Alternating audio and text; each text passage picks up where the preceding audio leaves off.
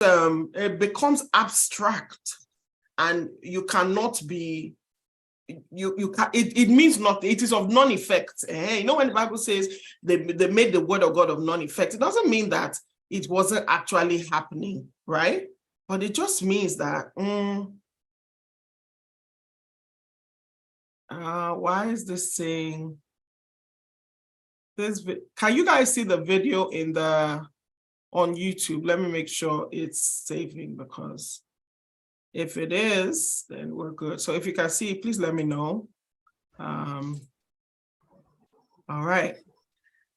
Yes, it's live streaming already. It's live streaming and you can see me. Yes, ma'am. Awesome. Okay. You're welcome to today's class. We started with a bang, which I love because you guys shared your story so honestly, so sincerely. And I'll be referring to the story. Don't worry, I'll try not to mention your names. I'll be referring to the story, not as a way to, highlight to you, but as a way so that people can see, we can juxtapose what we're learning today against those stories. Essentially, I heard someone ask a question about what emotional intelligence is, right? And it is how we relate with ourselves first. Because some people don't realize that we also have a relationship with ourselves. Then we have a relationship with others, but it begins in ourselves, with ourselves, okay? So what are we learning today? We're learning about emotional intelligence. We'll talk about some overviews. I'll share with you some myths, some affirmations, and there are 4 main constructs of emotional intelligence. We'll talk about that, how to grow your emotional intelligence. And we'll talk about authentic leadership, which is something I've been talking about more recently. When it comes to authentic leadership, I think what a lot of people don't know is that if you are unable to be your full self, you are compromised. Did you hear what Dr. Grace said? Dr. Grace said, as it was doing me in the inside. Dr. Grace, what did you say? That if I gave it, help me. I said that if I give it to him the way it's boiling inside me. So imagine you now have to smile and suppress the real. Do you understand?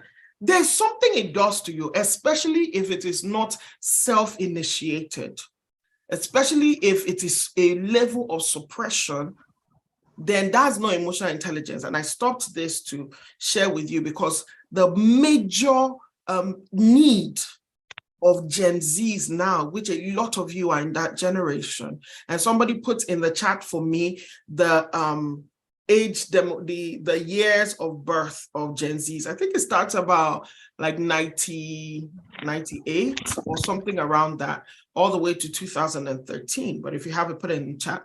The major need that they have is to be authentic, is to be genuine, is to be at one with how they feel. Authenticity doesn't mean being good, in quote. It means that this is who I am. I want to show up as that.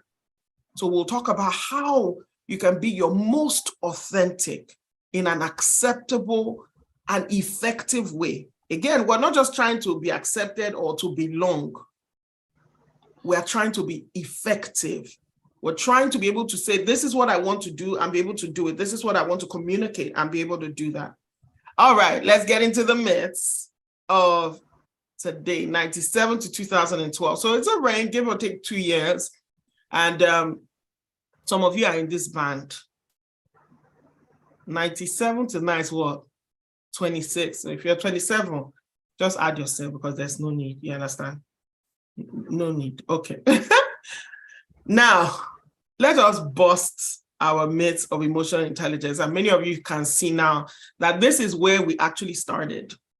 We started by talking about what is this emotional intelligence? I was laughing when Dr. Bolu was saying, hey, I don't really have any personal stories. I'm like, I don't understand. Have you been talking with anybody your whole life? Dr. Bolu, you've never spoken with anyone? No, I was saying I couldn't figure a story off my head immediately. Yeah. Anyway, it is the same. It is not, people think a myth about emotional intelligence. They think maybe it's for women, maybe it's for people who are really emotional, because, they think it is the same as being emotional. It couldn't be farther from the truth. It is not the same as being emotional. In that sense, it is not the same as a display of emotions. And we'll learn about it some more. Another one people say is that it is a soft skill that is not as important as the technical skills. How many of you have heard this? So you go get your degree. Look, who Dr. Grace was talking about is a qualified medical personnel, likely with the title of doctor before his name. Was the person showing emotional intelligence? So on average, those people are at the right end of the bell curve for their age group or for the society. They're pretty smart compared to many other people. Yet you see this lacking so glaringly. And it is because that time that we have taken to master our technical skills, we haven't taken the same time to master. Was someone asking me a question? Okay. So that time we were using to respond to learn our technical skills, master our technical skills, primary 1, 2, 3, 4, 5, all the way to secondary school, university, board exams. We did not do that same diligence with our emotional intelligence. And one of the things the father of emotional intelligence, at least the theory of it, the leadership theory of it, Daniel Goleman, one of the things he said was that you learn skills by spaced repetition, where we all generally know that. But he says this is one thing that is lacking from all your learning. How will you master it? A master class is not enough. Because when you were learning chemistry, you learned some of it from primary school, you got into junior secondary, you did integrated science, and on and on and on.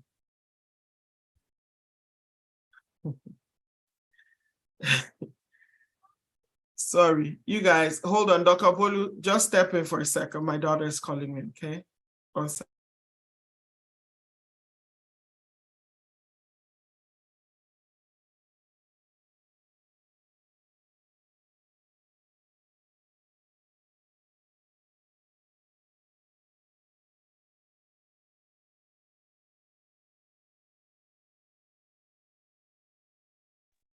Dr. Bolu didn't even mute herself. Okay.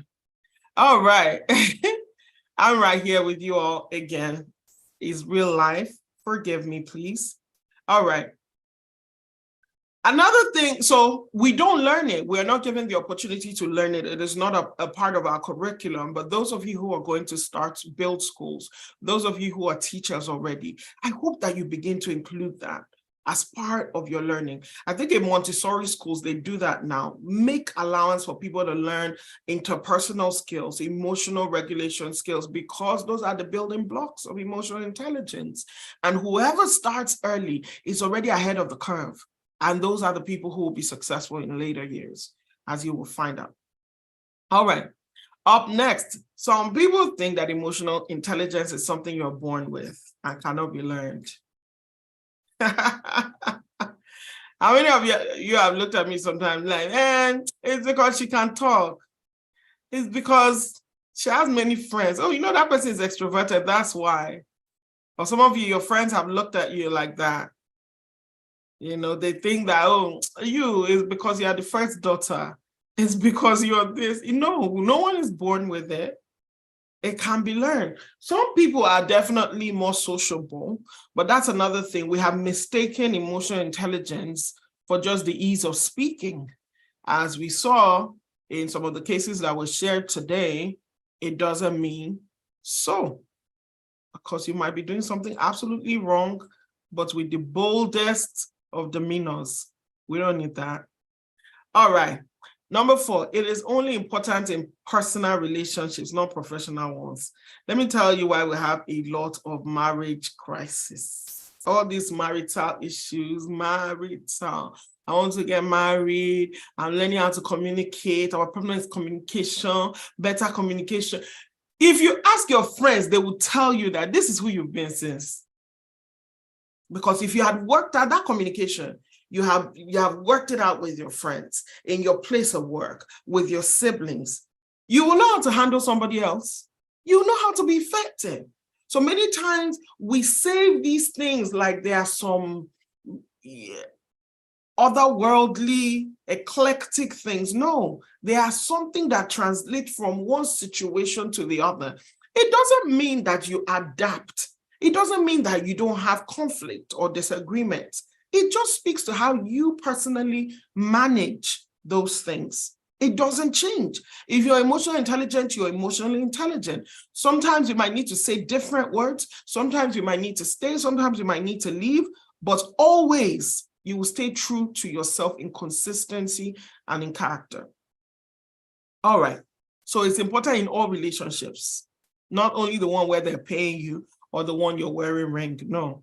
Of course, more stake in the game for your more important relationships, right? But it is equal across board. In fact, it's emotional intelligence you use to test where should I spend more time, more energy, gain more understanding. It is emotional intelligence that dictates that. Okay, the last one, it is a quick fix that can be learned overnight. You know, I attended this emotional intelligence course. You know, I'm pretty emotionally intelligent now. How many of you feel like that?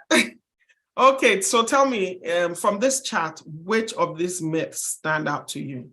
Which of these myths stand out to you like, this is something I used to think was that, but it isn't?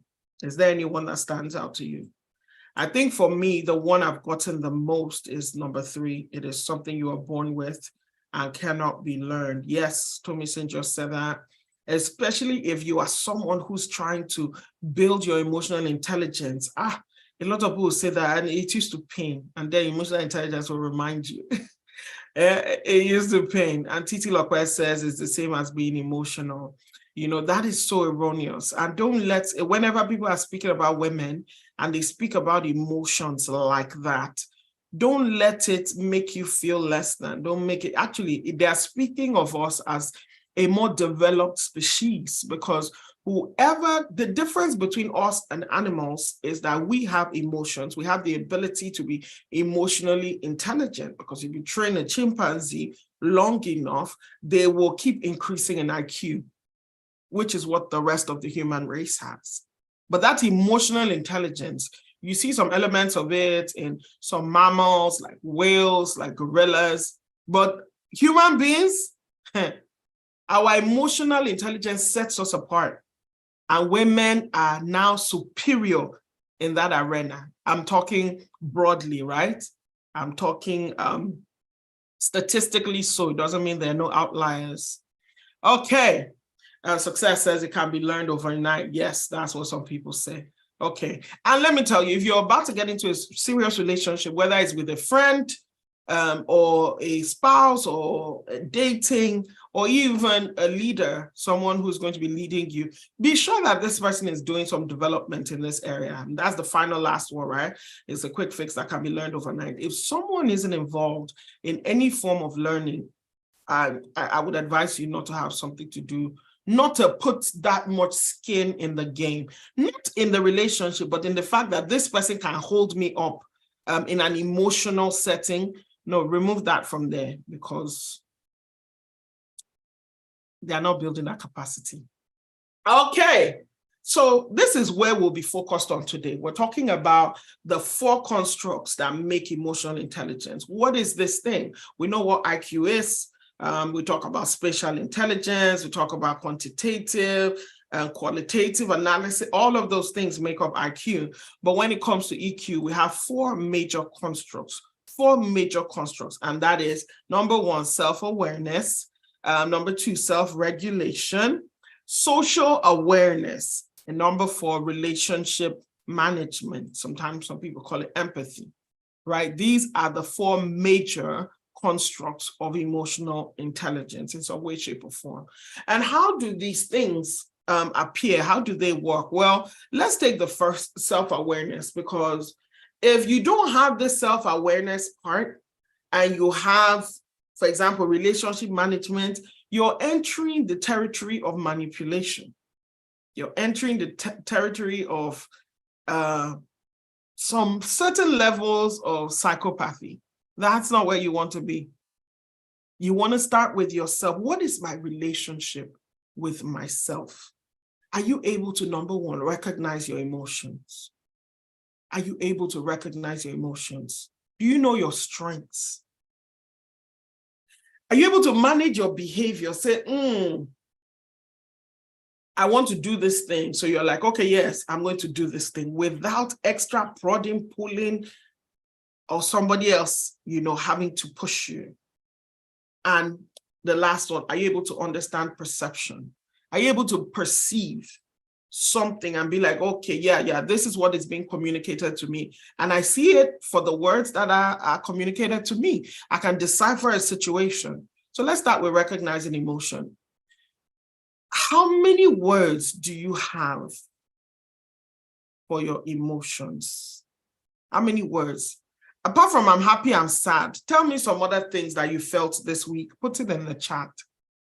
What are some other ways you have felt this week? Just words.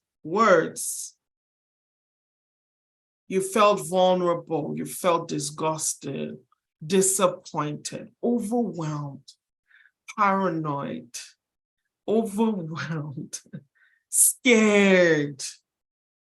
Scared is different from afraid. You see, confused. Confused is different from stuck, for example. You see, unsure. Unsure is different from insecure. Hurt. Hurt is different from harmed. You can be hurt if whether someone means something or doesn't mean something, but you can be inadvertently hurt. But harmed means that somebody came after you. Happy. A situation can bring it, or a thought can bring happiness. Anxious. You see that? There's a difference between feeling anxious, because that's a temporary feeling, and being depressed or being neurotic, where you are in a perpetual state of anxiety. It is important to be able to name your emotions. Not, I just feel bad, I just feel bad, I just feel happy, I just feel happy. No, name your emotions. Be articulate enough to say, what is this churning in my stomach that I'm feeling? What is it? And you drill into it and identify what that thing is. What is that thing? What is that thing? As you start going into it, you will now start to say, okay, yeah, I feel hurt because I expected better from this person. Maybe I already confided in them, but the way they just exposed what I told them. You're able to name the thing so that when you are addressing the situation, it is not the animalistic instinct of lashing out.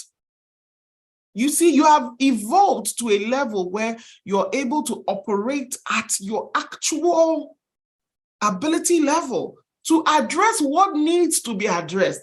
This is why sometimes when people say, that thing, I don't like it, I don't like it, they tell you sorry is not enough. Because you know that's not really what you're trying to address. Yet, you don't also know what you need. Do you see that? Do you know your strengths? So you can see from this one, you can see emotion doesn't always mean happy or sad. Leave that spectrum of good and bad. There is a wide range of emotions. And I'll talk to you about a book called Atlas of the Heart, because that is a great book that has, it helps you name your emotions, okay? Then know your strengths. You guys, I've told you, put in the chat, you're about to beg Coach Tombra for your identity session. Ask Dr. Bolu and Lady Tominson, tell them that, when are you scheduling our model mentor to come and take us on identity? Because I want to know my strengths, because I want to play to them. I don't want to stay in the area of my weakness just because everybody thinks that's the best way to go. No, I want to grab a hold of my strengths, polish them into pearls. So I've told you the two people that are standing in your way of your identity manifesto. Later in the group, you can get with them. All right. Do you know how to manage your own behavior? How many times have you felt powerless? I've been trying to change this thing. I don't know why I keep doing this. Whenever I'm angry, I just lose my mind. You see how, Dr. Grace, I'm sorry, today, if you knew it probably, you wouldn't have said that story. Okay. You see how she went to the restroom, she was able to remove herself and say, let me go on, because what was about to come out was not was not godly righteousness at that point. But you're able to manage your behavior. Sometimes it's not just about addressing issues. It might be that you have an exam looming and you are not studying for it. And you paid hundreds of thousands of naira or dollars. And you are even complaining. I don't know why I'm not doing this thing. Oh, hey, who help me? You've been saying you will write that book, you will start that NGO, you will go to that school. You are not able to manage your own self as a manager of your own life, not to talk of someone else. You find yourself, sometimes you watch yourself and you are like, the behavior you are behaving, you are watching yourself like film, like, is it possible that you are the one behaving like this? Yet, it's like film at that point. Everybody knows you. When you get to that point, there's no dialing back, there's no pulling back. That is what we talk about, managing behavior.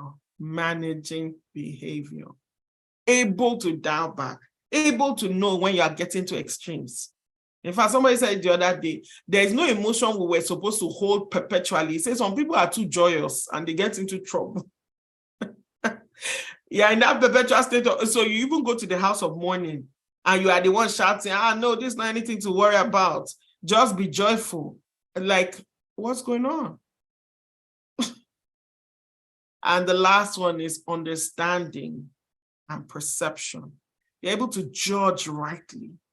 You're able to discern.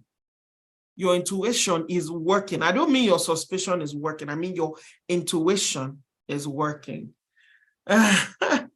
Tomisi, tell your inner voice that she should speak to you in the voice of people. Tell me some of the kindest people in the world. Tell your inner voice to speak to you like Pope John Paul or something like that. Tell your inner voice, you can't be bullying me like that. She said your inner voice is telling her, I think you can hear. My inner voice speaks to me. I'm like, what? Why so rude? Get another voice. Get a British accent or something and be super nice to me. So that I will say, oh, Lady Thomason, just coming to remind you of the things that you have been mulling over. It's better like that. Yes. Replace, because you see, this is where some of these things come from. And by the time we're speaking, sometimes when people speak, I can hear their inner voice because that's just what you're amplifying. So even when you're describing yourself, if you're being super kind or you're being super rude or something, I'm just like, is that what your inner voice sounds like? Right? So be inside where you can control. You can't be seizing your phone now inside your body. Those of you who were not here for the story, I'm sorry. This seizing of phone is going to keep going for a while, okay? All right, so the next one is self-regulation. Because if you notice, this top two is what? What's the first word you are seeing here? Self. S-E-L-F. Before we start dealing with anyone else, is ourself. Self. So we want to manage impulses. Manage impulses. Are you able? Like now, if I were Dr. Grace, at the instance of the seizing of my phone, I want to carry someone and put them through the window. It's an impulse. So next time you see an impulse, don't say, oh my gosh, how could you think like that? It's an impulse. In fact, sometimes I think stuff like that and I just smile because it's an impulse. I don't have to give in to every animalistic impulse that comes to me. You see a guy, you're like, this guy looks nice, so I can even see the babies we can make. We'll look so cute together. It doesn't mean you follow him home at night. It's an impulse. It's today's session for Tommy said. Tommy said, I told you that the inner voice, stop calling the name of my Lord in vain. It's not the one that asked you to be spending. Managing impulses. I like that blue jeans. I can never understand why anybody has more than 3 blue jeans. Pencil, all of them. The same dark shade.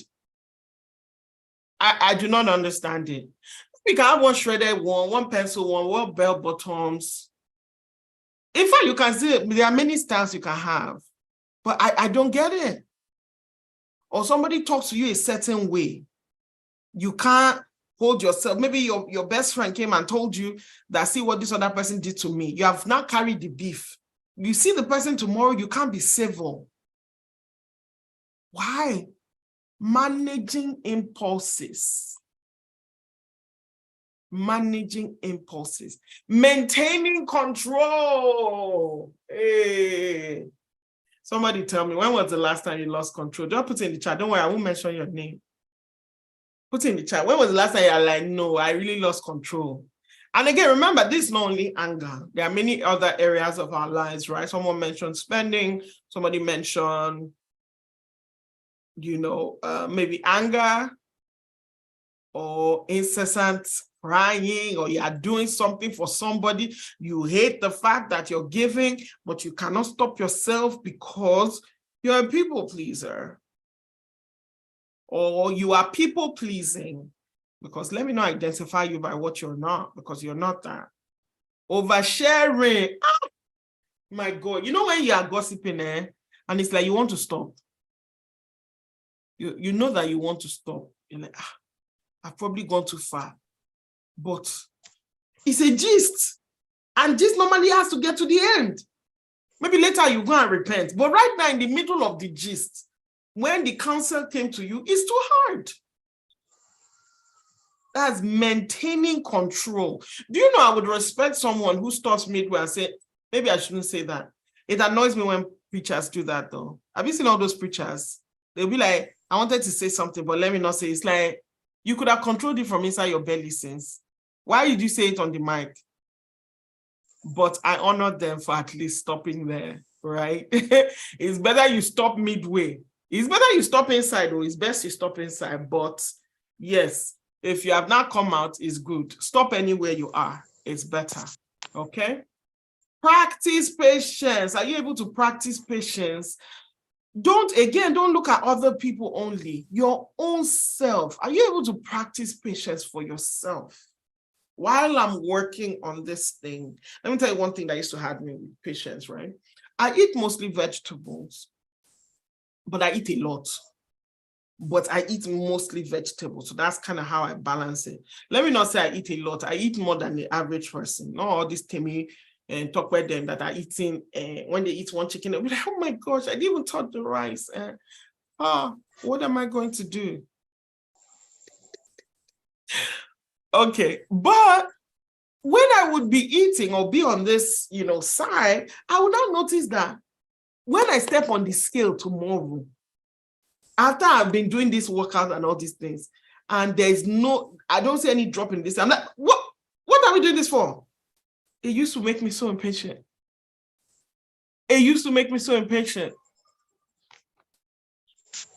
Confess your own in the chat. Don't worry, Tommy said, as you are mastering emotional intelligence, you will know what is enablement. Remember what I said with the situation at the hospital, right? Where Dr. Grace was referring to. And I said, I would have been patient in the moment because there's no gain to be had in that moment. But I will then be patient with the process of escalation, because to say nothing, to do nothing is part of the enablement, especially if something is a danger to you. So you just stay in that area and say, let me be patient one day. So I would say patience is when there is an action to correct things. There's an action for progress. Then you be patient with that process. Enablement is when you have the ability to do something about the situation and you decide not to do something about the situation. Not saying, of course, that some situations might not end up being futile. Like, how many of you have heard the when Governor Peter Obi wanted to go to court? So many people are like, why are you going to court? You have already lost. They have already even sworn in this place. Just leave it.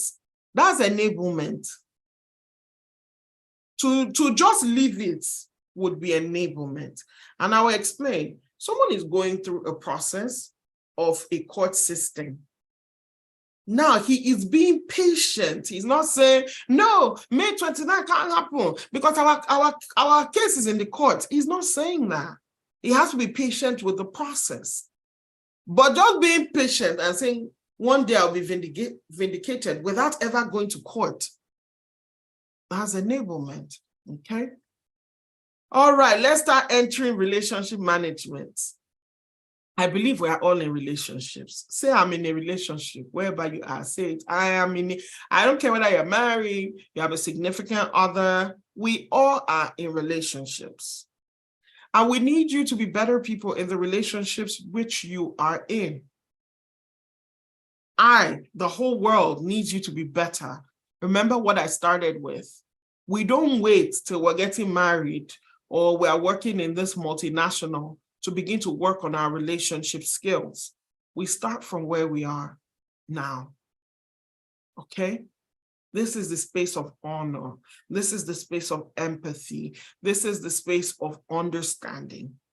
So this is the active, right? The doing part of it. When we go to social awareness, we'll talk about how you interact with your world in general. But relationship management is the doing part, okay? Is the doing part. So do you communicate effectively? Effective communication is that thing that is inside you that you want to convey, you are able to translate it into words. Remember those emotions we spoke about? You're able to not only know those your strengths and recognize emotions, but hopefully come out with a goal, come out with a decision, a plan for it. Now we're in the space of communicating effectively.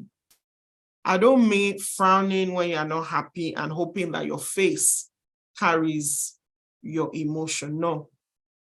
Or that by laughing, you're like, hey, why are you asking me if I'm upset? Can't you see my smile? No, I mean effective communication. Hey, this is what is going on. This is what I would love for you to do. Not commanding either, but being able. This one here is like a 9-month course.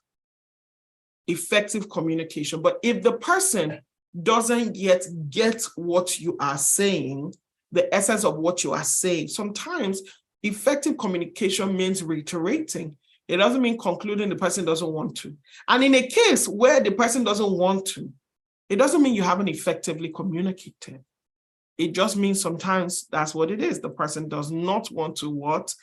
Effectively communicate. So in this effective communication is also the ability to also listen and understand others. It's like I'm even taking these two bottom side together. So let's be doing it together. Okay. And thank you. I'm seeing the people that are engaging in the chat. Meanwhile, I know the rest of you are thinking thoughts. Put it in the chat. Let's all share together. Shebi, I've also put myself on the, I've also told my own story. So feel free, tell your stories, okay? This is a safe place. This is a place to be vulnerable. All right, so provide feedback. That's another one. Are you able to provide feedback? Some of us, we have dossiers on our friends. We have it, what they did in 2013 and they repeated in 2016 and on and on and on. Yet not once have we provided feedback. Not once have we provided feedback. We have an employee who is doing something the wrong way. We don't say anything. And then one day we just send them, you're fired from this organization letter. Do you see that? That's not giving feedback. That's not feedback. That is cutting off. Okay? So feedback is something you owe. This is not a, would you like to know? You owe it to the people in your life to give them feedback. You owe it to them. Feedback is not critical. In fact, let me tell you the truth. If you are someone who knows that you must give feedback, you need to understand something called the emotional bank account. Somebody put it in the chat. The emotional bank account is a place where you go and store good things, validation, affirmations, understanding, so that the day you come with a feedback, you are supposed to match one feedback to 3 of these other positive things. Again, remember, even feedback can be positive. Don't wait till only when there's a problem before you give feedback. Hey, I really like the way you spoke at this. It was really good. It helped me see this, that. You are storing it because one constructive criticism has to match at least 3, right, of them. Yeah, and I'm seeing the questions in the chat. I'll be coming to them as I'm going. How can you respectfully give feedback to a senior colleague or one's boss? Hopefully, if you are in a decent company, you have a feedback process. And if you are in such an organization that there is no formal route for feedback, I want to beg you. We are here as who? What's the name of this mentorship program? Somebody tell me what our name is. What's the name of this mentorship program?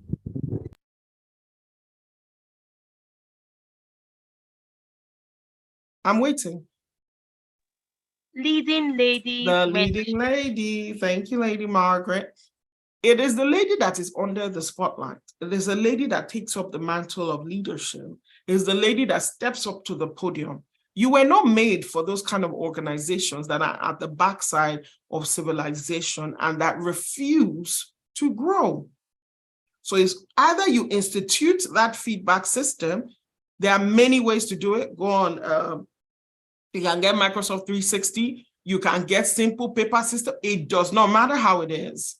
But you cannot be in an organization where there's not such a template, a process that can be utilized to provide feedback. If there is none, build one. If they refuse for you to build one, begin to count your time.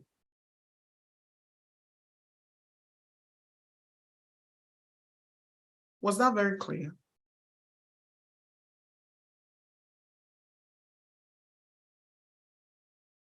I will move on to you guys say it was clear. If it's not clear, let me explain again. You get what I just said? Ayomiko said, yes, ma'am. Okay. So you are leaders, you are people who set the pace.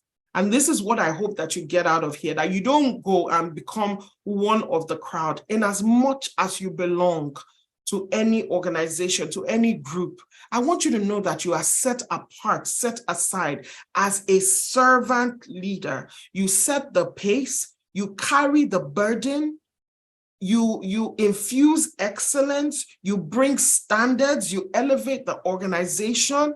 You don't go and meld into the mediocrity that currently is there. That's something that you should do. As excellent as I think I am, if you encounter me, I expect for me to be improved because you came near me, because you came with yours. So imagine both of us, we now raise to both our powers. And remember, we are not a fraction. That means ultimately we should be increasing as we are interacting with each other mathematically in equations, exponentially. Do you now think we should be less? No. We can't come and be less. No. All right. Manage conflict, motivate others, the ability to motivate others. And then social awareness. Social awareness. Isn't it amazing how many people do not have this simple thing? The people that do not have social awareness are the people who say, oh, yeah, from that tribe, those people, they don't know how to marry. Oh, those people, they don't know how to talk. Those people, yeah. It is a complete lack of social awareness. You look at the whole country and you say, those people that are just after this, okay, do you know anybody in that country? Have you related with anybody? No. But you whitewash them with just a paint. That's not an emotionally intelligent statement. And when I say you, sorry, I'm talking about the you that's outside, a hypothetical you, not my leading ladies. It's not you. Okay, do you practice empathy, understanding? let me tell you something. My ability to be empathetic is actually shocking me these days because I have such, and empathy is what leads to compassion, but don't think empathy is compassion. Empathy is the ability for you to understand someone else's perspective, for you to step into their shoes and look through their lenses and say, oh, okay, you're wearing these green tinted lenses so you can see. The problem, it's not a problem. The issue with my own is that when I look through your lenses and I see with empathy, I want to evolve things. I'm like, okay, now that we have located where we are, can we move? Okay, but some of you bring something else. You bring compassion. You stay with people in the moment. You see, this is where our uniqueness now comes to play. But the basic requirement is this empathy, that you are able to be empathetic. And then beyond there, you now bring your unique strengths to play in those spaces. I can let someone go from my organization from an empathetic place. I understand what you're going through, where you're coming from, why you haven't been able to either evolve or meet the needs of the organizations, or that you are going to your next level and a break with my organization is needed for you to be able to go get those skills that you need, or maybe it's just the path you're wanting to go in. So it doesn't mean once you and someone are not together again, completely no. That it doesn't mean you can still practice empathy. Respect diversity, respect it, teach it to your children, honor it amongst yourself. Don't be that person who say, oh, women, all these men. That's just a type of diversity. But like someone is different than you, everyone is talking in this vein. That's what caused problem in Lagos now. Oh, you are this tribe, you are this tribe, you are this thing, people were not really respectful of diversity. But words that people could never say in the faces of someone else, some would say behind their backs. That's not emotional intelligence. Look, some people now don't even say it, but in their minds, they feel it. Some of you know your parents and your grandparents. You know the deep prejudices they carried. That's not being emotionally intelligent, because you want to relate with your society from a place of intelligence. You want to be able to see individuals for who they uniquely are. And the final one, build community. We are in a community today. You see Lady Yewande come into the group, driving the book reviews, engaging you in communication, trying to get, do you understand? That's building community. It takes communication to do that. You saw Lady Thomason the other day, she did an ask Lady Thomason.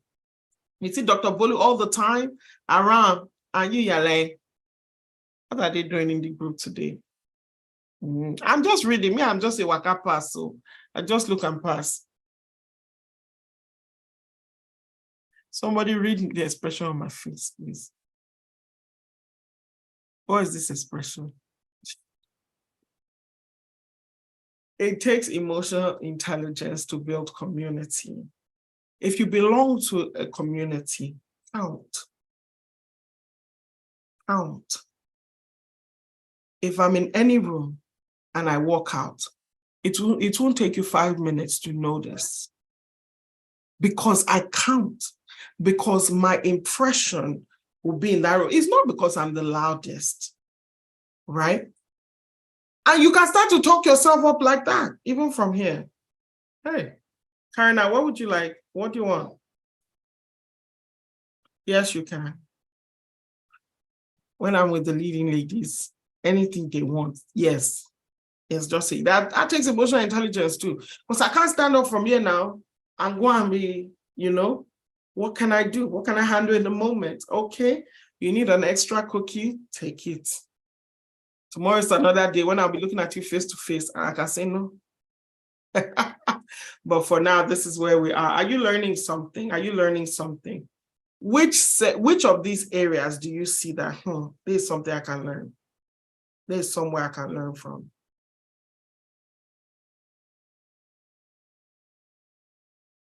Yes. Yeah, okay. If you haven't, go ahead and take a screenshot about of this, and I'll go to the affirmations. And as we go to the affirmations, again, I want you to, this is what you can do. So I talk about having the strategies. I don't know how much we can get through in this class. because I've kept you guys for a little bit. Anu, if you can move my next meeting by about 30 minutes, I would appreciate it. Yes. So when it comes to self-awareness, these are some things you can do. What can you begin to do?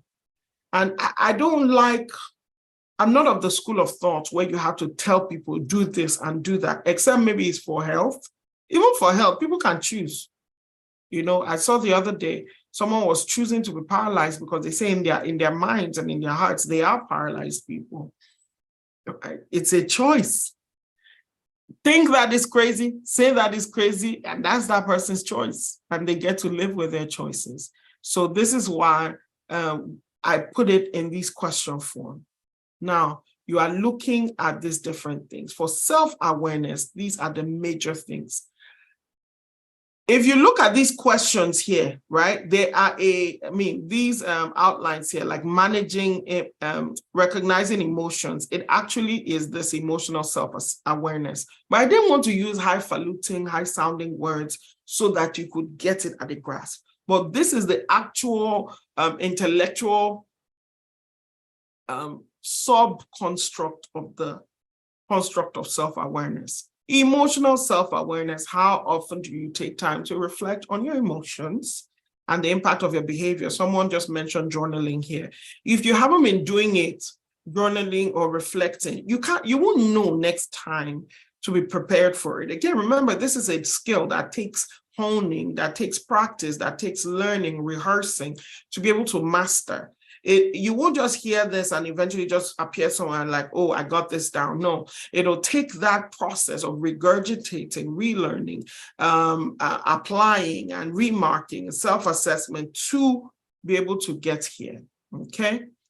Accurate self-assessment. Have you ever seen someone and say, me, I'm a very, very quiet person because me, there's a way I do things. And you're looking at the person like, I'm sorry, who are you describing? Because I'm not recognizing you in this statement, but it's possible. Some people are not able to assess themselves.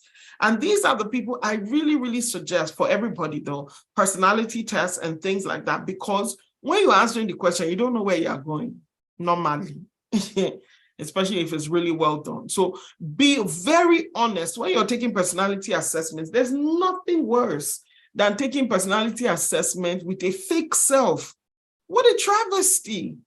Who is marking you? It's not someone else's score, it's yours. It's for your reflection. So when you are responding to those questions, don't pretend like you are the best version of who you see in your head. No, answer in the way you are behaving in that moment. Okay? Self-confidence. How confident are you in your ability to handle difficult situations?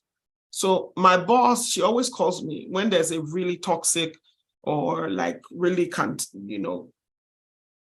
just people are disagreeing. She calls me in there because I bring calm. Last. Let me use our Nigerian phrase. Is it not work we came to? Is somebody getting divorced? No. Are we going to behead somebody? No. It's work, Let's settle down. We can resolve this. So I always bring that element in. I'm able to listen to the different people and I'm able to confidently handle it. Yes, we can end with, we agree to disagree, we still hug. So how confident are you in your ability to handle difficult situations? I remember when I was on campus, I used to be scared of being alone. Even I had an accommodation, right? But I had so many, it's not today I started mentoring people.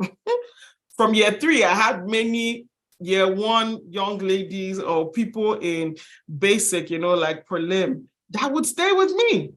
They would stay with Sister Brother there all the time. You could come to my place. I had 6 sisters in my room, and I'm the only one in the room, or that her name is on the room, right? But I remember then, one day, everybody had gone, and I was alone. Then as I carry my bag, I'm going home. I was going to go into the city to go stay with my parents. And that was the day I asked myself, like, wow, for how long though?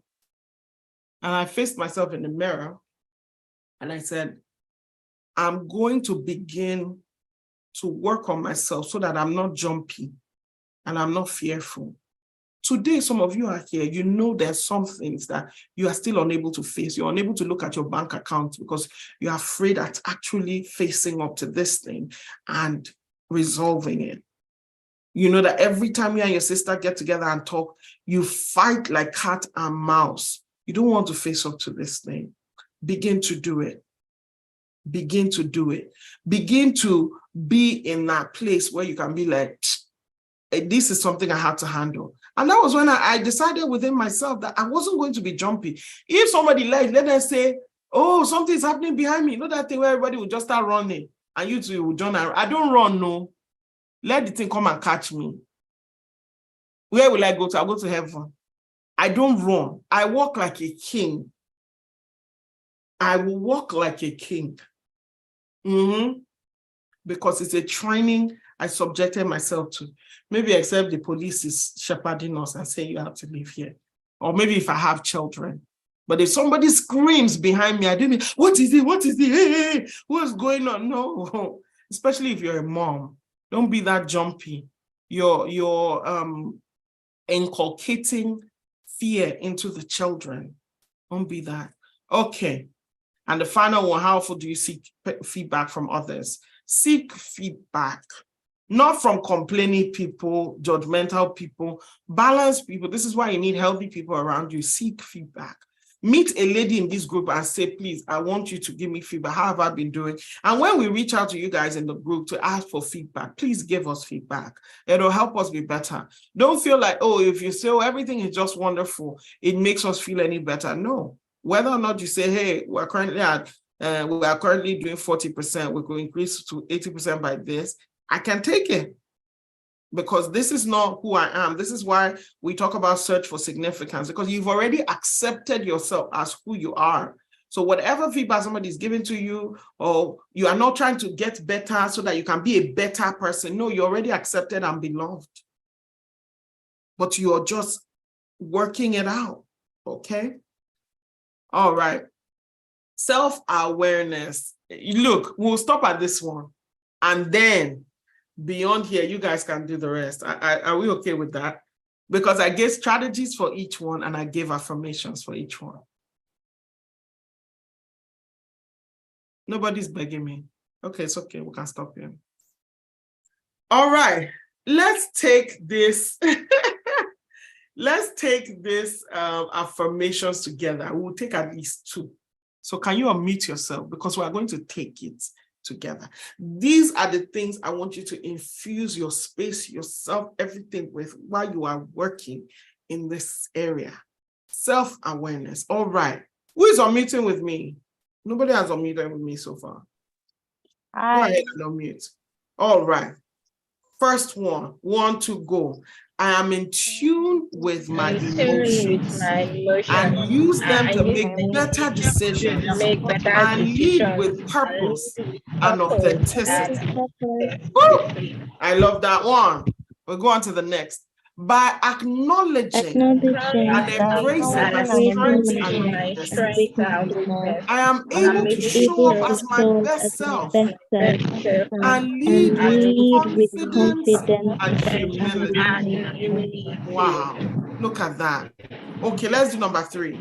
I take time for self-reflection and self-care, which helps me maintain balance, resilience, and mental clarity. Okay, number 4. By being fully present and engaged with others, I create deeper connections and build stronger relationships. And the last one, by using my emotional intelligence to cultivate spiritual awareness, I am able to tap into my inner wisdom and intuition to guide my leadership journey. How did that feel? How did that feel? Okay. What's my time now? 2:11. Okay. This is the one I put aside for self-regulation, okay?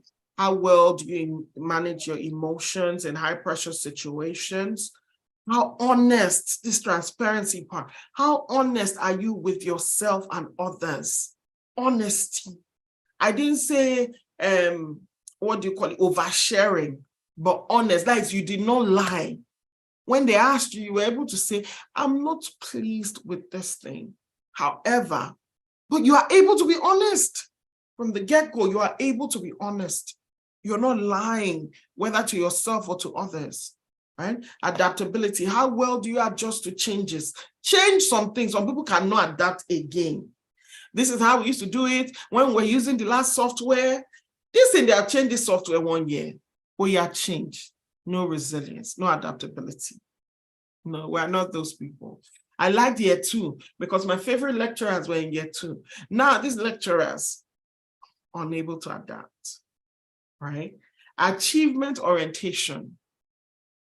I'm achievement oriented. I am. Because when I set a goal, it comes from within, it comes from heaven. So I already know this is not, something that I'm just doing so that I can feel fun. No, I can do this thing. I have self-efficacy. We read in A Tale of Two Wives how you have personal agency. So if you say, you know what, I want to do this thing, you can actually do it, bring it to fruition. So how committed are you to achieving your goals, even in the face of obstacles? And remember, self-awareness again and self-regulation. Remember all those things working together, because for you to have done your goals, you already know your strengths. You already know your partners. You already know all those things. So it's like, yeah, I can. And these are some resources that you can go read so that you can do the things talked about here, right? Deep Work, Essentialism. This is such a good book in growth mindset. Who's ready for some affirmations? Where are my affirmers? Can you unmute? We are here. Okay. So 1, 2, go. I maintain self-control and discipline, which helps me make rational decisions and stay focused on what is most important. Number 2, by embracing a growth mindset, I view challenges as opportunities to grow and to innovate. By practicing mindfulness and emotional regulation, I am able to manage stress and avoid burnout, which allows me to show up as my best self for my team. Are you affirming? Because we're not just reading, we are doing something to our souls, because our souls are divine. There is no limit to what they can accomplish. There's no limit to their expressions, who they can be. So when you are saying these things, don't think, let me say it till I become it. No, you're already it. It's just to manifest it, because you're already it. Okay. Number 4, by setting healthy boundaries and prioritizing self-care, I am able to balance my work and personal life, which allows me to be more present and effective as a leader. Number 5, by cultivating emotional intelligence, I am able to regulate my thoughts, my feelings, my behaviors in a way that aligns with my values and purpose. I don't behave anyhow. I already know what my purpose is. You know, there were some fights that someone like Ngozi Okonjo probably could have been engaged in. And she remembered that, the life I'm living is for World Health Organization, for World Trade Center, right? Or, people like Dora. I'm fighting a whole criminal industry. We are not yet playing about small things. When you look at things like that, you start to see that no, I'm quite different. So there's a way I will regulate my thoughts. I will regulate how I feel and how I behave, because I'm aligned. Social awareness. Remember what we talked about? How well do we understand the emotions of others? And do we respond appropriately? Organizational, you might be in an organization and the tendency might be for you to say, hey, I don't know those people so well. Let me stay in this corner. It might be your church. It might be your place of worship. It might be your place of working, wherever it is. How well do you understand the culture and the politics of your organization? The politics of your organization really is just relationship capital. Do you understand how it is people operate in this space? Service orientation. And these are questions for you to leave here and go journal about. They're not just for you to ask yourself. If you get tired of writing, you can speak it into your phone, almost as a voice note. Okay? How often do you seek to meet the needs of others, even when it may not be directly related to your work? This one bothers me, especially in this generation. Your willingness to be there for others. Do you know sometimes you can even be tired if it's for you, but if somebody needs you, you can put your skin in the game to say, hey, this thing that this person is doing actually leads to the overall success of our organization. It will eventually benefit me if this person is successful. And then you go lend a hand. Of course, to the best of your ability, right? Not to burn out, but to do what you can to help. Okay, commit yourself to service. Well, that's one of the theories, leadership theories we'll be learning, servant leadership. There's a lot that underpins that theory. And the fourth one, overall, how well do you pick up on the emotions and moods of others in a group setting? How well? Can you read a room? Can you be like, okay, I see you there. I know how to handle you. So Dr. Grace, from her experience, she was able to pick up on, the mood in that room. Even though it was not palatable, she was able to pick it up. So some resources for you, again, Team of Teams, that's so good. It's by a general, but he was talking about how do we bridge the gap between organizations and Atlas of the Heart. Okay, we're almost there. Now let's go. You can unmute, want to go. Again, say it with energy. By practicing empathy and active listening, I am able to connect with others on a deeper level, which allows me to build trust and foster a sense of belonging and community. I want you to be this person in our group, someone who fosters a sense of belonging and community. All right, number 2. By seeking to understand diverse perspectives and experiences, I am able to promote inclusivity, equity, and social justice in my leadership practices. Remember that thing we're talking about, what I will do after regulating myself, right? Remember that? Yeah. We can now learn, based on we have been able to lead ourselves, we can now lead others. Number 3, by being culturally competent and aware, I am able to create a workplace that values diversity, which leads to innovation, creativity, and better decision-making. And this might be a family for you, it might be a class for you, it may be whatever it is, a church for you, and not in the Waibu or Omoibu. Or what are those things we say? Ching chong. Those it's so bad. Don't be one of those people, please. No, it's not good. Okay, number 4. By being present and mindful, I am able to show authenticity and vulnerability, which creates a safe and supportive environment for my team. And finally, by using my emotional intelligence to understand the emotions and needs of others, I create a workplace that prioritizes the well-being and growth of all team members. Wow. You all are awesome. And finally, relationship management. Are you involved in developing others? Don't be somebody that is only you for you, with you, and by you. No. How well do you provide feedback? How well do you provide support to help others develop their skills and abilities? Remember, this is in both sides. If someone is getting something, subpar, or if they're doing excellent, you still provide this feedback, you provide support, right, for them to develop their skills. Inspirational leadership. How well do you inspire and motivate others towards shared goals? How well? How well do you use your social capital to persuade others and gain support for your ideas? This is influence. Using social capital. Since you have been nice to Chisom. Chisom, your hair is looking so nice today. Chisom, I just wanted to check on you. You were not at the review. Chisom, how are you doing today? I just thought about you. I just wanted to leave you with this quote by Maya Angelou. This is how you will be talking with Chisom. The day you come and say, Chisom, you work at this place, right? Could you introduce me to this person, that person? Or Chisom, would you come speak on my platform? Chisom is like, when can we go? Because you already have social capital with her. You see?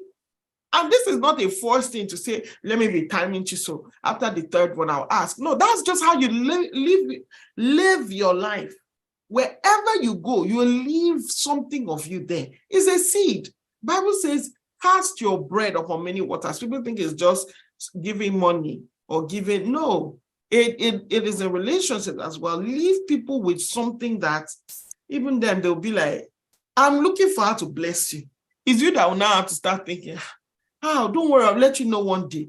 And if you are ever in need, oh my God, blessed are you. The way people will rush you to help, even you'll be like, it's okay. I don't even need that.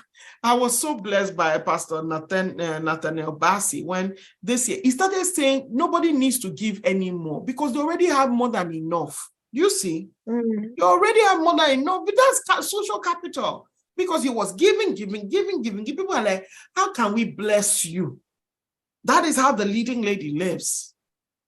And the final one, conflict management. Conflict is inevitable. If you ever thought I live my life in a way that, oh, no conflict, no, it's inevitable. And how well do you manage them? It doesn't mean you will agree eventually with the person, but how well do you also resolve disagreements with others? And for this, I would still recommend Boundaries, the books. There's dating, there's in leadership, there's in families, there's boundaries for a lot of things, okay? All right, so we'll take this now and we'll conclude today. All right, relationship management. 1, 2, go. Number 1. By communicating effectively and empathetically, I build strong relationships with my team and I inspire them to achieve their goals. Number 2, by providing constructive feedback and coaching, I support the growth and development of my team members, which leads to higher levels of engagement and job satisfaction. You can put your friends there, you can put your family there, you can put anybody you are doing anything with here, including your spouse, you can put here, okay? Number 3, by being a skilled negotiator and conflict manager, I maintain a positive work environment, life environment, and prevent unnecessary stress and tension. No, we are not doing stress, my sisters. Are we doing stress? No. All right. Number 4, by inspiring and motivating my team, I foster a culture of creativity, innovation, and continuous improvement. There's something scratchy. I don't know where it's from. If it's from Dr. Bolu or... Okay, I think it's Damilola. Okay. All right. Let's go. The final one. By creating a workplace that values the well-being and growth of all team members, I attract and retain top talent. Or you can say, I attract and retain the best friends. I attract and retain the best team members in my church, in my work team, in my school team. I attract and retain them. And this leads to increased productivity, profitability, and success. Woo! How's that feel? How's that feel? All right, I'll just take feedback from 3 people and we can wrap this up. How's that? How's that for you? Oh my God.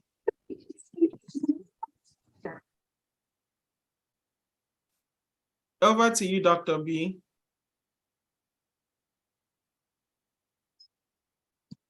Yes, ma'am. My words. Such an insightful session on emotional intelligence. Wow. Thank you so much, Ma. I love that there were affirmations that brought us the realization of these things, because we can learn and yet not retain them, like bring them into our reality. Just as you said when we started, when you were talking about the stories and how that we should have something to be able to retain them. In fact, I screenshotted everything and I'm going to send them to the group. Thank you so much, Instead man. So of I'd just like you to asking just from drop. the slides. You know, I did screenshot. Okay, it's okay. Okay, wow, That's that's fine. all right.